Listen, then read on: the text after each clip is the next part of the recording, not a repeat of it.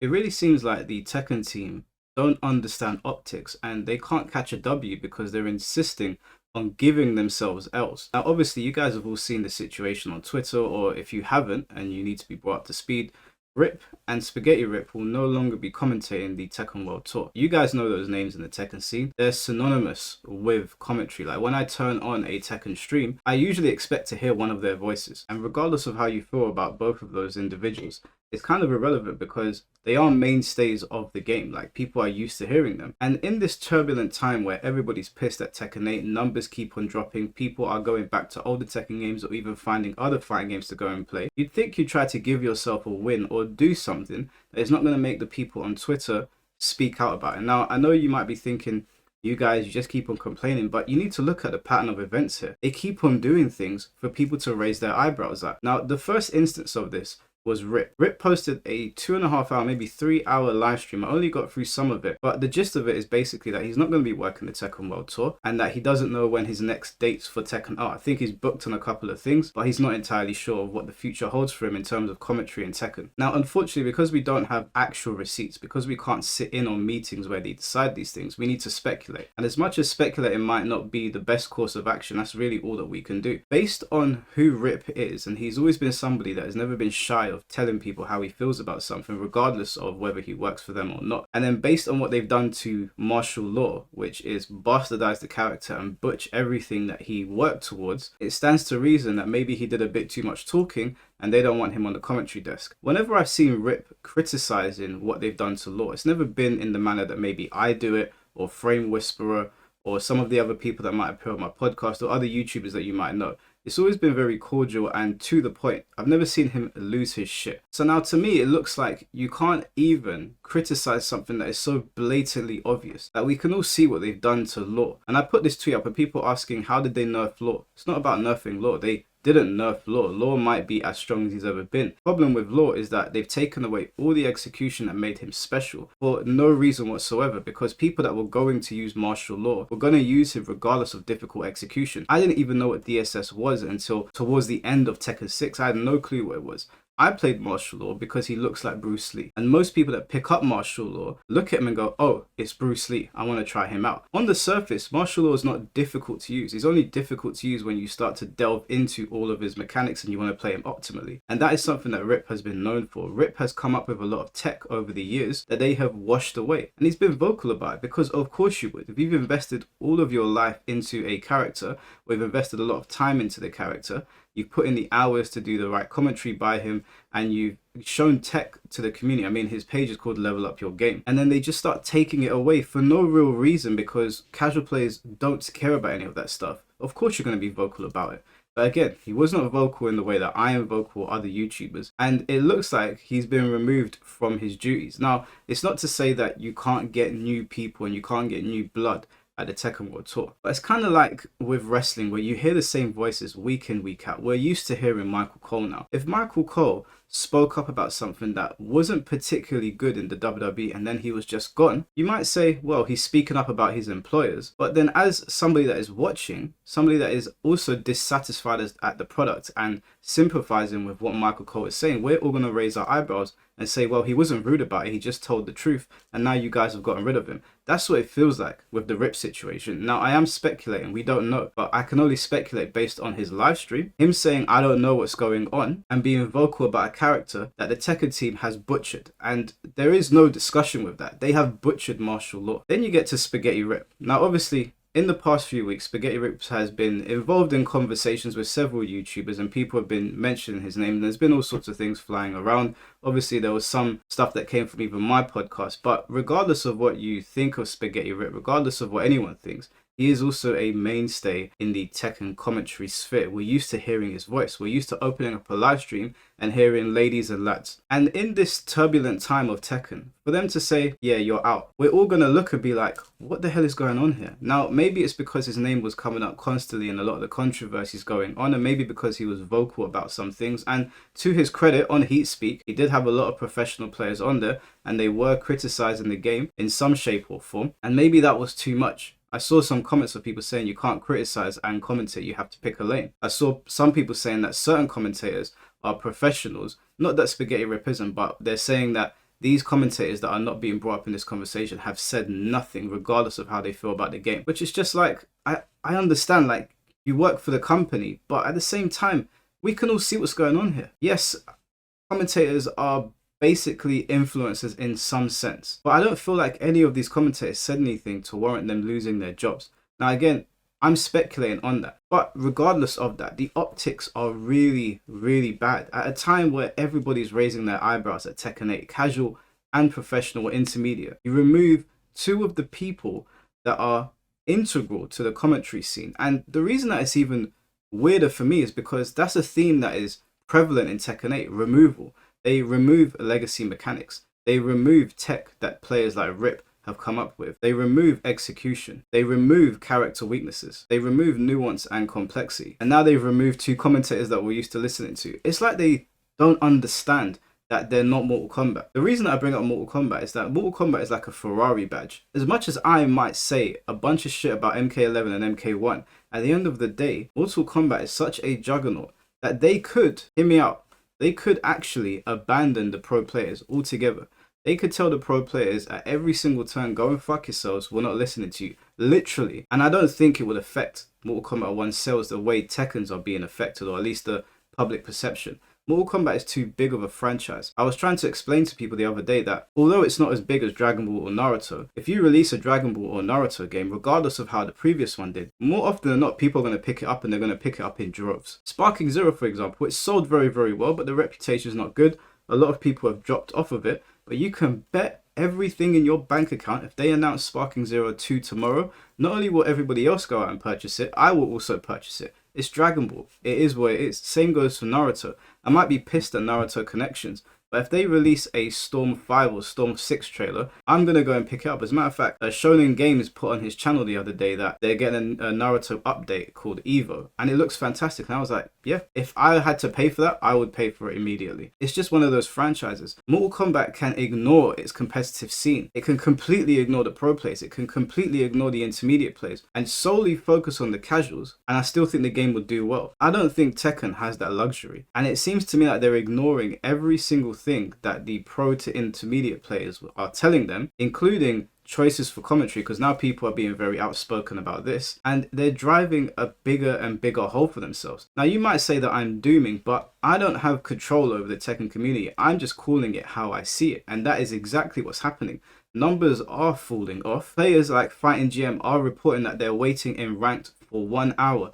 Now, whether that's a broken matchmaking system or the fact that nobody's playing, either way, it's not a good thing. I also saw Fighting GM saying that cheaters are everywhere now. So everything that me and Blackheart basically did in trying to put it forward to them on Twitter, they ignored. Not to say we were the only ones talking about it, because plenty of people have, but it's getting worse and worse. The situation is getting worse. It's nothing to do with being negative. It's about being truthful and telling people what is happening here. Tekken can't get away with the things that Street Fighter or Mortal Kombat can. Street Fighter, to a lesser extent, I do think that they need their hardcore community, but Mortal Kombat, they could release tomorrow that Ice and Fire game, turn-based RPG or action RPG, whatever it is, a Scorpion and Sub-Zero, and it's going to sell millions regardless of the damage that MK1 did to the Mortal Kombat franchise, because the franchise is just that big. On top of that, we've got Fatal Fury now, which has come out, and I've been seeing this thing with Fatal Fury where the developers are responding to issues with the game like that. Every time I go on Twitter, it's like, hey, we're updating the game. Hey, we're updating the game. I was sitting here talking to King J the other day. He said that there were 2 infinites in the game and a bunch of bugs. They updated it and they patched them out. People said, hey, we found this stuff. We've updated it. We've patched it out. I've just signed onto Twitter today and I've seen another post from them saying, hey,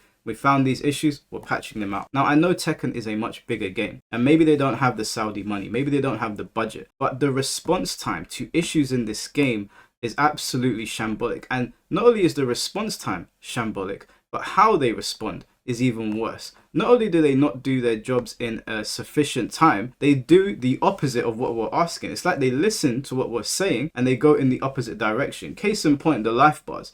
A bunch of people told them, do not increase the life bars. And Michael Murray put the little WhatsApp eyes on somebody's post, I think it was Ghost Saints, and then they increased the life bars. It's like we're saying go this way and they're saying we're going to go that way. And maybe going that way is the new audience they're looking for. I just don't think they're going to find it. I think they're going to have to learn very quickly that they're going to have to go back this way. They're not Mortal Kombat. They're not going to get away with it. Mortal Kombat is beyond a video game. They've got movies, cartoons, merchandise that sells like crazy. I'm sure we'll probably get a Netflix or Amazon show about Mortal Kombat soon. Like, the franchise is too big. Tekken can't do what they're doing. Now we've got tournaments coming up, and there has not been sufficient patches for this game. Now people are going to get to see how stupid this game really is. I mean, we've been seeing posts from several content creators. I saw FDX reposting a clip of Jin where everybody raised their eyebrows and said, why did they make that change? Down 2.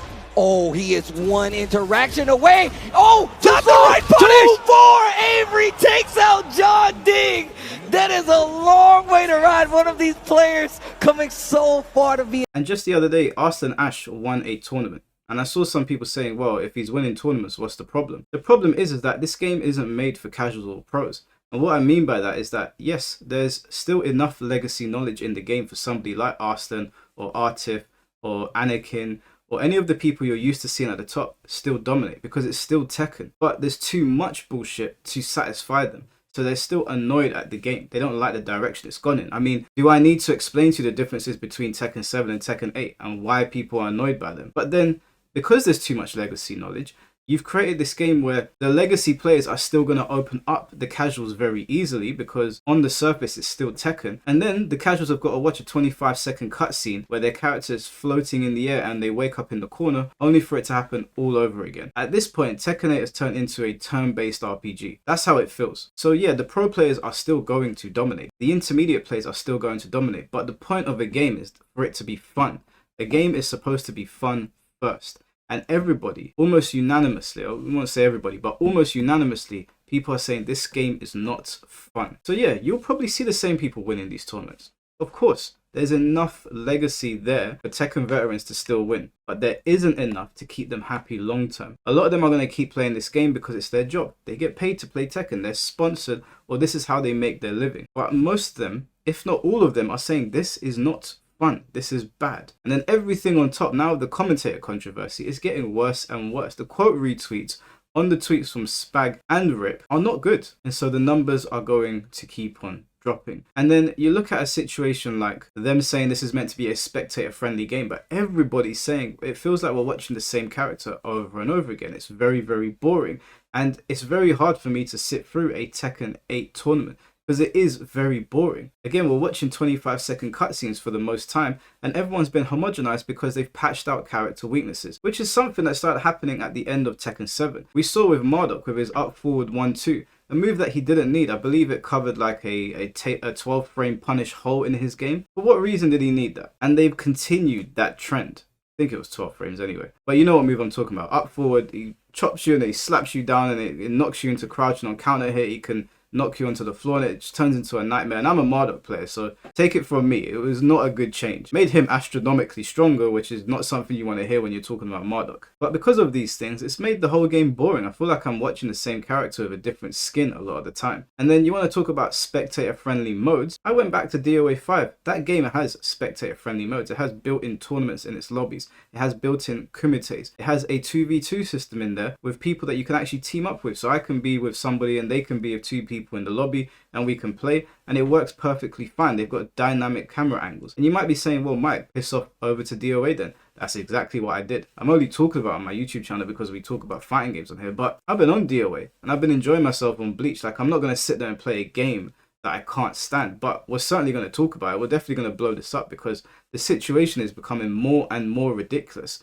And I'd love to talk to the people that are making the decisions at the Tekken team, because they are all arse backwards decisions. I can't wrap my head around who is making these choices. Now, obviously, because it's one thing after another, Finn T brought this up on my podcast, and he was saying that people are complaining about things that don't really matter, like the Anna bug. Nobody's really going to run into the Anna bug. Why are people complaining about it? The reason people are complaining about this, and it's not to have a go at Finn T. Finn T's my bro. Our mums have the same birthdays. We're basically blood brothers at this point, but to answer that point, the reason people are complaining about everything now is that when you give people something good, they're more likely to overlook problems. For example, even though Bleach Rebirth of Souls has some very glaring problems, because the battle system is good enough and they patched out all the infinites, and I think there's like a couple left here and there of characters that you don't really see very often, I'm like, okay, cool, I can have fun with my tournaments and my community. There's problems with this game, but the battle system is good enough. I can talk about these problems another time. We'll get into that point now where we need to talk about those problems, but there's enough there to satisfy me and shut me up.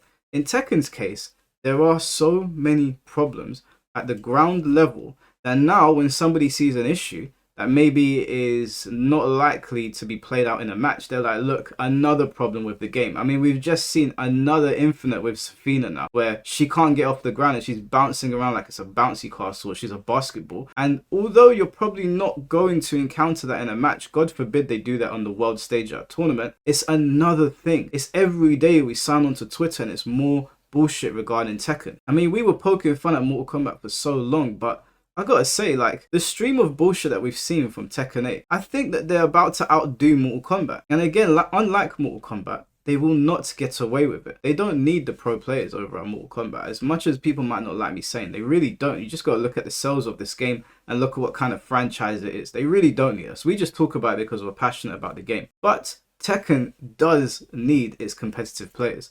And it's a very worrying time. Now, the Spaghetti Rip and the Rip situation is not good. The optics are bad. I would like to know the reason for why you would take off two prominent creators in a time where it feels like you should probably have them there. And if it's because maybe they were a little bit too vocal, that's some bitch made behavior, because they did not say anything that was too egregious about the game. You did fuck up lore. You fucked that character up badly. And Spag did have his heat speaks, but I never saw anything on there that would even be remotely close to grounds for leaving him off the Tekken World Tour. Now again, it's not about how you feel about those individuals, it's the optics of the situation. It's all madness to me. Like, I don't know what is going on over at Tekken. It seems so tone deaf and brain dead. That was the best block of my life, and it was completely on accident.